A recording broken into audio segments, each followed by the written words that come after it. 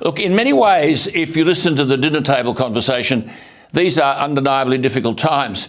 We must remain optimistic, but we equally must understand the nature of the gathering storm. I'll be talking to Peter Dutton tonight. Much of the discussion is about cost of living. I'll be asking him to think about the meaning of those words, especially in relation to young people. You think about it slowly. The cost of living. Young people are living through a time when, via the almost one-sided argument, for example, about The Voice, their heads are filled with the notion of racism, that we're a racist country, which of course we are not. You will recall that I spoke to Donald Trump Jr. I raised that issue where his father said that we view these days everything through the prism of race.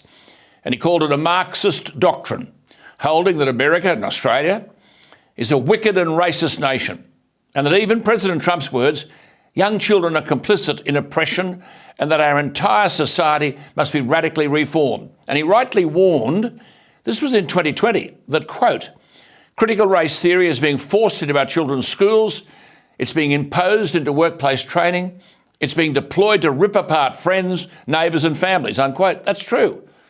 President Trump said, quote, teaching this horrible doctrine to our children is a form of child abuse in the truest sense of the words, unquote. See, this is the real cost or the price that children are paying for living today. That's one price. This stuff penetrates their thinking. We're racists. It is disgraceful and it's dishonest. Then I spoke to two young footballers at the weekend who raised another cost of living for young people in these times. What they said are we to make of this gender dysphoria? I couldn't believe it. I mean, they were asking me about the football.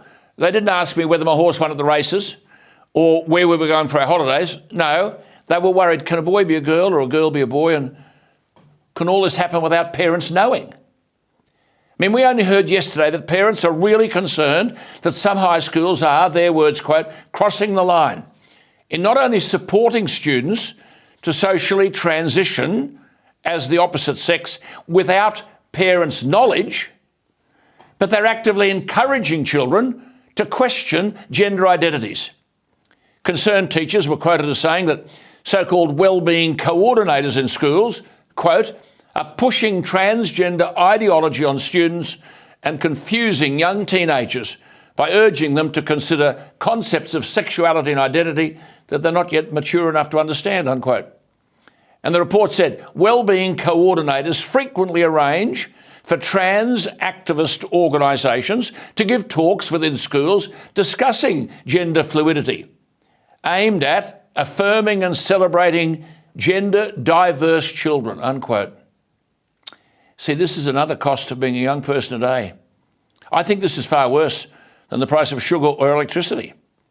One school teacher was quoted as saying, these people who spend half their life going to courses with external agencies, trans activist groups, they flood the school with posters and tell the librarian what books to buy, and all the teachers defer to them. What cost is this imposing on the life of young school children? You see, every effort is being made to destroy Donald Trump's candidature for the presidency of the United States.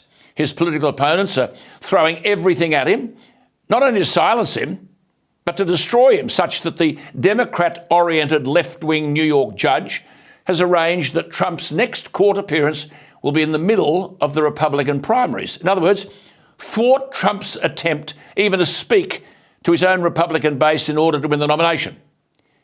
You see, didn't these same lefties argue that the real Trump risk was he'd smash our institutional structures? He's done no such thing. But the left have, and they are in what is a concerted political, philosophical and ideological attempt to overthrow institutions and values that have long served our society. And that includes the family. And here we are in Australia and in America. We're racist, when in fact we're not. Destroy the family and alarm our children about their gender. Prefer people on the basis of gender and identity, not ability. Those who saw the musical Evita, where the Perón administration presided over the collapse of the once rich Argentina, Eva Perón sings, "Get them while they're young." This is happening here. The cost of living a young life. We're racist. A boy can be a girl, and don't tell the parents.